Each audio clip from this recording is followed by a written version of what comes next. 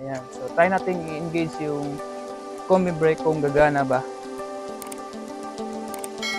Ayan, gumana nga, di ba? So, yun ang combi brake. Combination ng left or sa rear at sa right or sa front na braking ng motor natin.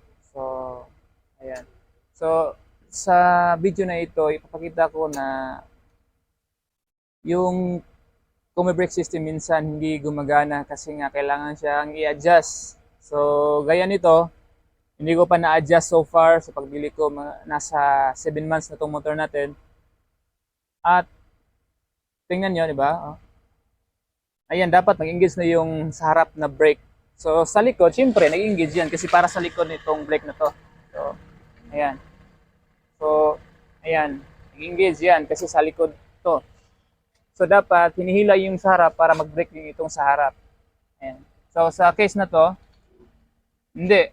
Hindi gumagana. So, kailangan nating i-adjust yung nasa may adjuster dito para sa combi brake natin. Ayan, so dito tayo mag-a-adjust.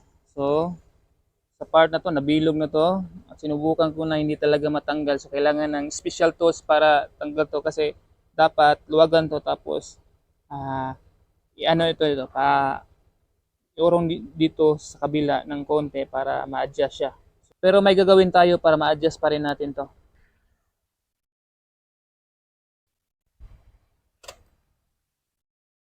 So, sa case na to, kailangan lang natin na yung pin dito sa cable ay maurong sa ng kahit konti. So, ang gagawin natin, kumuha ako ng alambre at saka ipapasok natin dito para mag-adjust ng kahit konti. So, DIY lang to. Kung hindi pa to matanggal, so sooner ipatanggal natin to. Kailangan kasi ng special tools para dito kasi nga na loose thread na siya. Ayan. So, tanggalin muna natin tong front lever.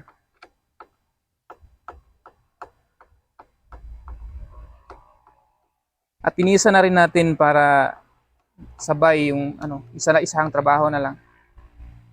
So gamit ang screw, yun, so wag pong iwala kasi itong yung magiging spring para sa lever natin.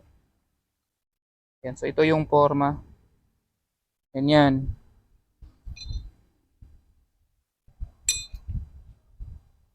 So kailangan lang dito ng maano kasi hindi nga ito maano natin matanggal or maluwagan. Ito yung gagawin natin. Insert na natin tong alambre at ilagay natin dito sa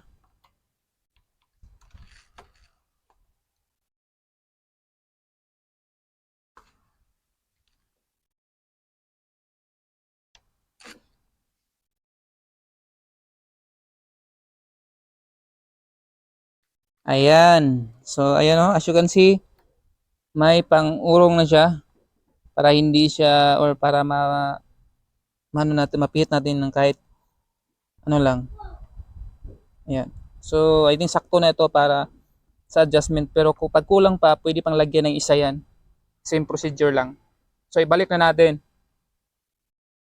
para masubukan natin kung gumagana.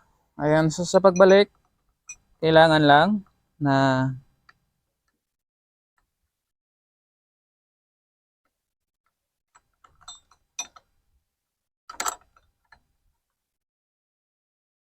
yan. Tapos itong alambre, la,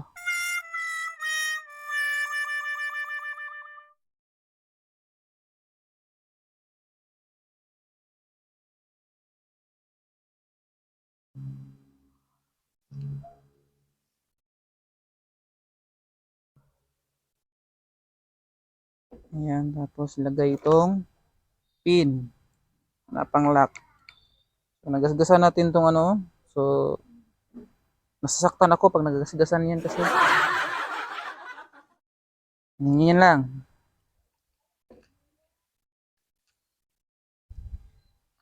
So tapos ibalik natin. So wag mo na i-lock, try natin subukan o subukan natin kung mag-engage na ba yung combi brake. Ayan. So na-adjust na natin. DIY lang natin. May remedy tayong ginawa para ma-adjust. Ayan. So try natin i-engage yung combi brake kung gagana ba. Ayan, gumana nga, di ba? So ayan. So pag hindi mo yung combi brake, so wala. Free wheel lang siya. Pero ano mo, ayan, so gumagana na. So adjustment lang talaga ang kailangan. So pag nahirapan kayong tanggalin to, or kung pag natanggal nyo, i-adjust nyo lang ng, iurong nyo lang ng konti, yun na yun, sa tamang adjustment. Ayan, so mas mahigpit, mas malakas yung kapit ng sa harap. So, pero wag naman yung sobrang higpit na kasi masyado nang sensitive yung brake sa harap. So, masyadong makapit sa harap, baka masobrahan nyo is baka masimplang pa or mag-lock. Hindi naman kasi equipped ng ABS ng motor natin, kaya yung tama lang. So, ito, pwede na to. Ayan o. So, gumagana na, kumakagat na yung front brake ng click natin. So, ito na yun. Ito na yung combi brake system, gumagana, likod, harap. Ayan, napakaswabe ng braking pag alam natin na kondisyon yung combi brake system natin. Ayan, kung bago pa lang kayo sa channel natin, so don't forget to like and subscribe. At see you for the next videos na i-upload natin. Peace.